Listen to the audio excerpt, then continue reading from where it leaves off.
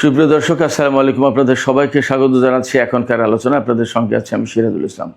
দর্শক, মধ্যপ্রাচ্যের প্রায় সব দেশ থেকে আমেরিকা তার নাগরিকদের চলে যেতে বলেছে। তার মানে বড় কিছু হতে যাচ্ছে, সেটা পরিষ্কার বোঝা যাচ্ছে।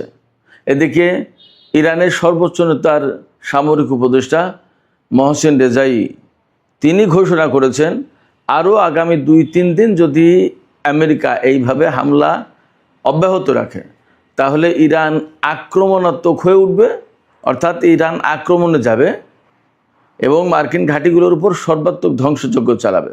তার মানে ইরান এখনও অ্যাকচুয়ালি আক্রমণে যায়নি, তারা বলছে এখনও তারা ডিফেন্সিভ যুদ্ধ করছে। এদিকে গতরাতে ইরান এবং আমেরিকার মধ্যে ব্যাপক সংঘর্ষ হয়েছে। ইরানের বিভিন্ন জায়গায় হামলা চালিয়েছে মার্কিন বাহিনী।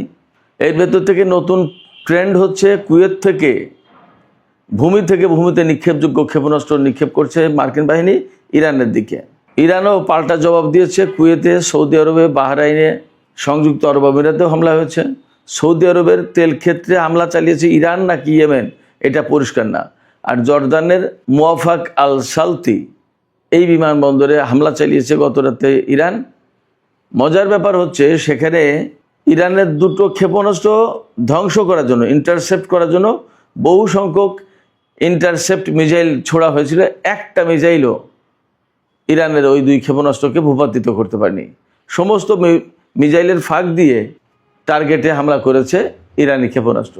এদিকে হরমুজ প্রণালীতে 4টি জাহাজে হামলা হয়েছে, 4টি জাহাজ আঘাতপ্রাপ্ত হয়েছে। এর ভেতরে 2টি জাহাজে হামলা চালিয়েছে ইরান, আর 2টি জাহাজ ওমান উপকূলতে যাওয়ার সময় মাইনের সাথে ধাক্কা খেয়েছে এবং মাইন বিস্ফোরণে 2টি জাহাজ বিকল হয়েছে। সামগ্রিকভাবে যা পরিস্থিতি তাতে দেখা যাচ্ছে আগামী কয়েকদিনের ভিতরে যুদ্ধের মোড় মারাত্মক আকার ধারণ করতে পারে এবং পুরো মধ্যপ্রাচ্য ভয়াবহ অস্থিতিশীলতার দিকে যাচ্ছে। অর্থনৈতিক করুণ দশার সৃষ্টি হবে এবং মধ্যপ্রাচ্যের তেল এবং গ্যাস ক্ষেত্রগুলো মারাত্মক রকমের ঝুঁকির মধ্যে রয়েছে। এর ভেতরে ইরানের তেল গ্যাস ক্ষেত্রও একইভাবে ঝুঁকির মুখে রয়েছে। সবচেয়ে দুঃখজনক ঘটনা হচ্ছে, এই যুদ্ধে ইরান এবং পারস্য উপসাগরীয় বা আরব দেশগুলোর সম্পদের ক্ষয়ক্ষতি হবে। যুদ্ধ যদি এইভাবে বেসামরিক স্থাপনার দিকে যায়, আমেরিকা কিন্তু তার ভূখণ্ড নিরাপদ রেখেছে। এই বিষয়গুলো আদৌ আরব দেশগুলো বুঝবে কিনা সেটা বড় প্রশ্ন। আমি এই প্রশ্ন রেখেই আজকের আলোচনায় চলে যেতে চাই।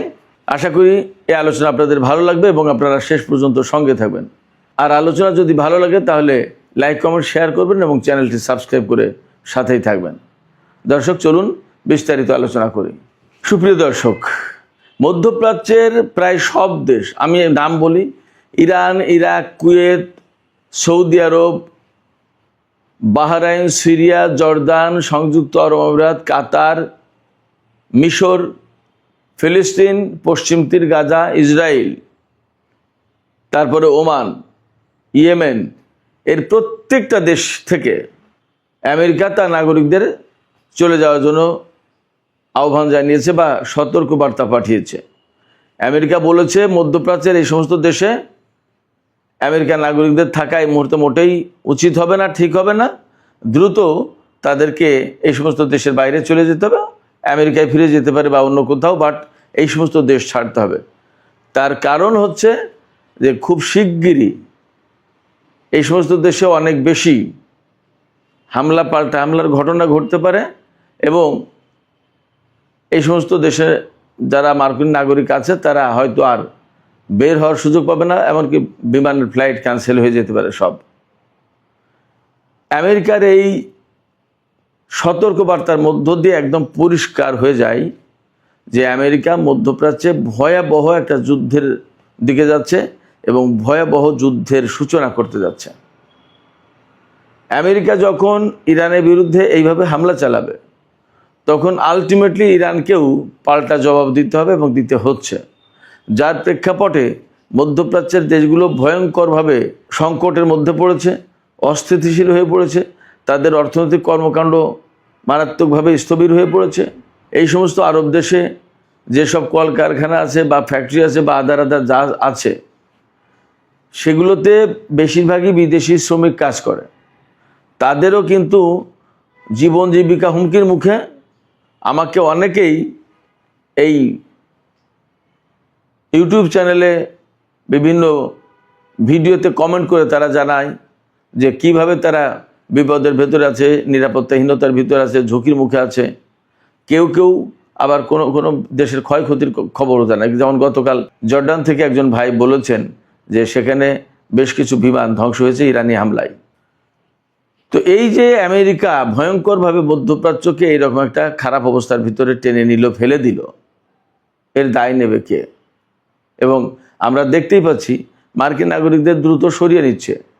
অন্য অনেক দেশের নাগরিকদের সরিয়ে নেওয়ার এরকম সহজ ব্যবস্থা নেই এবং তাদের জীবন জীবিকা মারাত্মক রকমের ঝুঁকির ভিতরে পড়তে পারে। সেক্ষেত্রে আমেরিকা এই যে দেশে দেশে জনপদে জনপদে যুদ্ধ চাপিয়ে দেয়, এর কি অর্থ থাকতে পারে?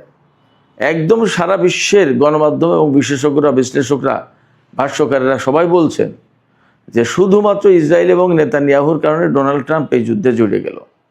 নেতানিয়াহু কি বলেছিল? নেতানিয়াহু বলেছিল যে ইরান পরমাণু অস্ত্র বানানো থেকে আর মাত্র 7 দিন দূরে আছে। কই? তারপরে যে আরো কত মাস চলে গেল, ইরান তো এখনো পরমাণু অস্ত্র বানানোর ঘোষণা দেয়নি বা কোনো প্রমাণ নেই। তাহলে কি দাঁড়ালো? তো ডোনাল্ড ট্রাম্প আমেরিকার প্রেসিডেন্ট, নেতানিয়াহু যদি তাকে টেনে আনে তাহলে কিভাবে হয়? আমেরিকা চলে কি করে? এবং তারা বিশ্ব শাসন করে বা বিশ্ব শাসন করতে চায়, কিভাবে সম্ভব এটা? এই যে মার্কিন নাগরিকদের এতগুলো দেশ থেকে সরে যেতে বললো, তার মানে দাঁড়াচ্ছে আমেরিকা ভয়ঙ্কর হামলা চালাবে ইরানের উপর। আর ইরানও আলটিমেটলি এই প্রত্যেকটা জায়গায়, যেহেতু ঘাঁটি আছে মার্কিন সামরিক ঘাঁটি, প্রত্যেকটা জায়গায় হামলা চালাবে। এবং ইরানের পক্ষ থেকে তো আজকে ঘোষণা করা হলো, ইরানের সর্বোচ্চ নেতার সামরিক উপদেষ্টা মেজর জেনারেল মোহসিন রেজাই, আমি এর আগেও বলেছি, তিনি একসময় ইরানের IRGC-র, ইসলামী বিপ্লবী গার্ড কোর, এই IRGC-র তিনি একসময় চিফ কমান্ডার ছিলেন। তিনি বলছেন যে আমেরিকা যদি আগামী 2-3 দিন এইভাবে হামলা অব্যাহত রাখে তাহলে ইরান আক্রমণাত্মক হয়ে উঠবে এবং ধ্বংসযজ্ঞ চালাবে। তার মানে হচ্ছে ইরান এখনও আক্রমণাত্মক হয়নি, তার মানে আক্রমণ চালাচ্ছে না। তাহলে কি করছে? ইরান সবসময় বলছে যে আমরা ডিফেন্স করছি, আমরা ডিফেন্ড করছি আমাদের দেশকে, এটা আমাদের সামনে একটা ডিফেন্স, প্রতিরক্ষা, অর্থাৎ আমাদের দেশকে রক্ষা করছে, আমাদের জনগণকে রক্ষা করছে, আমাদের স্বাধীনতা সার্বভৌমত্ব রক্ষা করছে। তাহলে যদি অফেন্সিভ হয় তাহলে কী করবে? সেই কথাই মোহসিন রেজাই বলেছেন যে আমরা আক্রমণাত্মক হয়ে উঠবো এবং আমরা একেবারে মার্কিন সামরিক ঘাঁটিগুলোকে পুরোপুরি ধ্বংস করে দেব। এটাই মনে হয় আমেরিকায় এই মেসেজটাই নিয়েছে এবং আমেরিকার সামনে হয়তো আছেই, তাদের কাছে গোয়েন্দা তথ্য আছে। এই বছরের পর বছর এই যুদ্ধ চলবে আর ইরানের জনগণকে ক্ষতি করে দিয়ে যাবে, ইরানের সামরিক বাহিনীকে ক্ষতি করবে, ইরানের বেসামরিক অবকাঠামো, তেল গ্যাস, তারপরে বিদ্যুৎ কেন্দ্র, তারপরে বিমানবন্দর, রেল স্টেশন, এগুলো ধ্বংস করবে। এটা তো হয় না।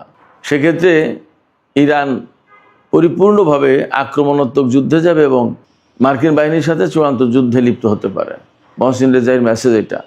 তাতে দাঁড়াচ্ছে যে আমেরিকাও যেহেতু তাদের নাগরিকদের সরিয়ে নেওয়ার কথা বলছে, তার মানে তারা এইভাবে হামলা চালাবে। আর ইরান যেহেতু বলছে যে তারা আক্রমণাত্মক হয়ে উঠবে এবং মার্কিন ঘাঁটিগুলোর উপরে চরম ব্যবস্থা নেবে, তার মানে দাঁড়াচ্ছে মধ্যপ্রাচ্যে যে সমস্ত দেশে মার্কিন ঘাঁটি আছে তার প্রত্যেকটা দেশে ইরান হামলা চালাবে।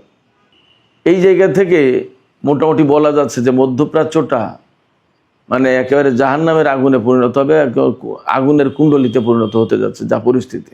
এদিকে গত রাতে ইরান এবং আমেরিকার মধ্যে প্রচণ্ড রকমের সংঘর্ষ হয়েছে। আমেরিকা ইরানের দক্ষিণ অঞ্চলীয় বা উপকূলীয় অঞ্চল, এই উপকূলীয় অঞ্চলে ব্যাপক হামলা চালিয়েছে। ইরানের কোনো কোনো বিমানবন্দরে হামলা চালানো হয়েছে। তো এই সমস্ত হামলার জবাবে ইরান আমেরিকার বিভিন্ন ঘাঁটিতে হামলা চালিয়েছে, বিশেষ করে বাহরাইন, কুয়েতের অনেকগুলো ঘাঁটিতে হামলা চালিয়েছে। তারপরে সংযুক্ত আরব আমিরাত, কাতার, সৌদি আরবেও হামলা হয়েছে তেল স্থাপনার উপরে। সেই হামলা ইরান করেছে নাকি ইয়েমেন করেছে সেটা এখনও পরিষ্কার না। ওপাশে জর্দানেও হামলা হয়েছে। এপাশে গতকালকে আর একটা খবর বেরিয়েছে যে আমেরিকা নাকি ইরানের উপরে ব্যাপক ভিত্তিক হামলা চালানোর জন্য বহু সংখ্যক F-35 এবং F-16 জঙ্গি বিমান এনেছে নতুন করে। তার মানে ইরানের উপরে তারা ব্যাপক হামলা চালাবে। তাই যদি হয় তাহলে ইরানও সেই রকমভাবেই প্রস্তুতি নিচ্ছে এবং ইরান নতুন করে কিন্তু আরাস-2 ড্রোন ব্যবহার করা শুরু করেছে। এই আরাস-2 ড্রোন সম্পর্কে আমি কয়েকদিন আগে কথা বলেছিলাম। অত্যন্ত ধ্বংসযজ্ঞ চালাতে পারে, 2000 কিলোমিটারের বেশি উঠতে পারে এবং ঘন্টায় গতিবেগ হলো 400 কিলোমিটার। তার মানে বেশ দ্রুতগতি সম্পন্ন এবং এই ড্রোনকে মোকাবেলা খুব কঠিন, খুবই প্রযুক্তিগতভাবে উন্নত, আর এর ধ্বংসযজ্ঞ ক্ষমতা, বিস্ফোরণ ক্ষমতা ব্যাপক, আত্মঘাতী কামিকাজে ড্রোন। এই ড্রোনের ব্যবহার ইরান নতুন করে শুরু করেছে। গত পরশুদিন থেকে ইরান এই ড্রোনের ব্যবহার শুরু করেছে। তাতে যুদ্ধক্ষেত্রে ইরান নতুন করে আলাদা রকমের একটা প্রভাব সৃষ্টি করতে চলেছে। ইরান এবং আমেরিকার মধ্যে যখন এরকমের মধ্যপ্রাচ্যে মারাত্মক রকমের যুদ্ধ হচ্ছে, তখন কাতার একটা বক্তব্য দিয়েছে। কাতারের আমির বলেছেন যে এই যে যুদ্ধ, এই যুদ্ধে আমরা কোনো পক্ষে অবস্থান নিতে চাই না, আমরা কারোর পক্ষে কারোর বিরুদ্ধে যুদ্ধ করতে চাই না। তার মানে কাতার কিন্তু পরিষ্কার করে বলে দিল যে তারা আমেরিকার পক্ষে দাঁড়িয়ে ইরানের বিরুদ্ধে যুদ্ধ করবে না। কাতারের পক্ষ থেকে আর একটা ঘোষণা এসেছে, যতক্ষণ পর্যন্ত এই যুদ্ধ বন্ধ না হচ্ছে ততক্ষণ পর্যন্ত তারা আর গ্যাস উত্তোলন করবে না। তার মানে আন্তর্জাতিক বাজারে গ্যাসের দাম আরও মারাত্মকভাবে বেড়ে যাবে, এটা পরিষ্কার বোঝা যাচ্ছে। অবস্থা যখন এমন, তখন হরমুজ প্রণালীতে কিন্তু যুদ্ধ আরও তীব্রতর হয়েছে এবং গতকাল রাতে 4টি জাহাজ আমেরিকার কথা মতো ওমান উপকূল দিয়ে পার হওয়ার চেষ্টা করছিল। তার ভিতরে 2টো জাহাজে ইরান হামলা চালিয়েছে, সেই জাহাজগুলো আর যেতে পারেনি। আর 2টো জাহাজে মাইন বিস্ফোরণ ঘটেছে। ইরান যে ওমান উপকূলের দিকে মাইন পেতে রেখেছে। ইরানের বক্তব্য হচ্ছে যে আমরা যে পথ দেখিয়ে দিয়েছি এই পথে যেতে হবে, হরমুজ প্রণালী পার হতে হলে এই পথে যেতে হবে, এই রুটের বাইরে গেলে তাদেরকে যেতে দেওয়া হবে না। তো কোনো জায়গায় মাইন পেতে রেখেছে আর কোনো জায়গায় খালি আছে, কিন্তু সেদিক দিয়ে গেলেই ইরান হামলা চালাচ্ছে। ফলে আমেরিকা কিন্তু বেসিক্যালি হরমুজ প্রণালীতে বা পারস্য উপসাগরে কোনো জাহাজকে নিরাপত্তা দিতে পারছে না এবং এটা সম্ভব না। আমেরিকার কথা শুনে যে সমস্ত জাহাজ আমেরিকার নির্দেশিত পথে যাবে সে সমস্ত জাহাজ হামলা শিকার হচ্ছে, এটা পরিষ্কার দেখতেই পাচ্ছি। সেক্ষেত্রে হরমুজ প্রণালীতে আসলে ইরান বা আমেরিকা কেউ এককভাবে প্রভাব সৃষ্টি করে এখানে জাহাজের নিরাপত্তা দিতে পারবে আপাতত এই মুহূর্তে তা মনে হচ্ছে না। এখন যেহেতু যুদ্ধের সময়, এই যুদ্ধের সময়ে যা দাঁড়াচ্ছে সেটা হচ্ছে এই যে এক পক্ষ কিছু জাহাজকে নিরাপত্তা দিতে চাইছে আর এক পক্ষ কিছু জাহাজকে নিরাপত্তা দিতে চাইছে। আমেরিকা যে সমস্ত জাহাজকে নিরাপত্তা দিয়ে হরমুজ প্রণালী পার করার চেষ্টা করছে তাদের উপর হামলা চালাচ্ছে ইরান।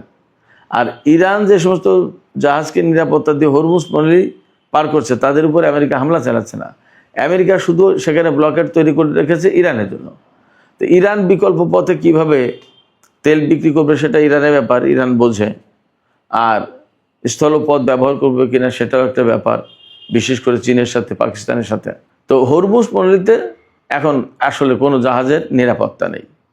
শুধু তাই না, গত রাতে উত্তর ভারত মহাসাগরে, তার মানে ওমান, আরব সাগর এর কাছাকাছি সীমায় একটি যুদ্ধজাহাজ হরমুজের দিকে আসার চেষ্টা করছিল, আমেরিকার যুদ্ধজাহাজ।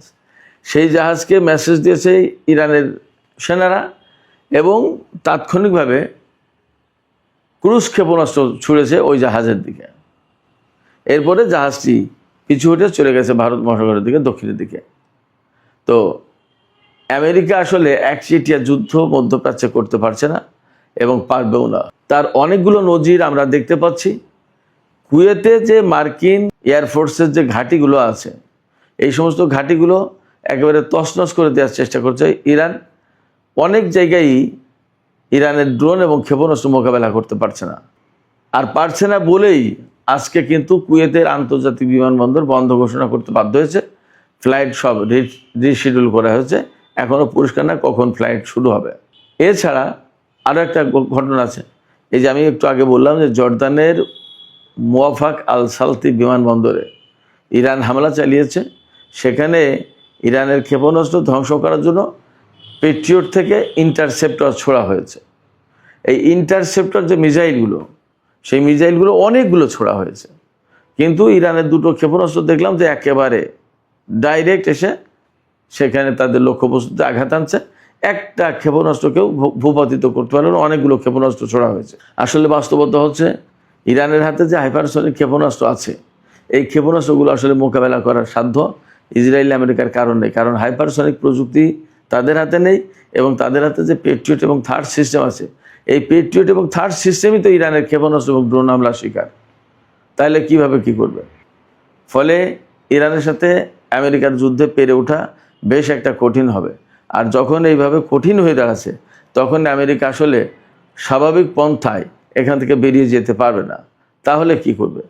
তাহলেই প্রশ্ন আসে যে আমেরিকা কি তাহলে শেষ পর্যন্ত পরমাণু বোমা হামলার দিকে যাচ্ছে কিনা, যার প্রেক্ষাপটে তারা তাদের নাগরিকদের পুরো মধ্যপ্রাচ্য থেকে সরিয়ে নিচ্ছে। একই পরমাণু বোমা হামলার ইঙ্গিত কিনা, সেই প্রশ্ন আমি এখানে রেখে আজকের আলোচনা শেষ করতে চাই। দর্শক, আলোচনা শেষের আগে আপনাদের কাছেও প্রশ্ন রাখি, আপনারা কি মনে করছেন আমেরিকা এবং ইরানের যে বর্তমান পরিস্থিতি, যতটা কঠিনভাবে মুখোমুখি অবস্থানে, তাতে কি মনে হয় যে মধ্যপ্রাচ্য থেকে আমেরিকা তাদের নাগরিকদের সরিয়ে নিয়ে ইরানের উপর পরমাণু বোমা হামলা চালাবে? আপনাদের মতামত কমেন্টে জানাতে পারেন। আর ভিডিও ভালো লাগলে লাইক, কমেন্ট, শেয়ার করবেন এবং চ্যানেলটি সাবস্ক্রাইব করে সাথেই থাকবেন। দর্শক, এখনকার আলোচনা এখানে শেষ করছি। আপনারা সবাই অনেক অনেক ভালো থাকুন। আল্লাহ হাফেজ।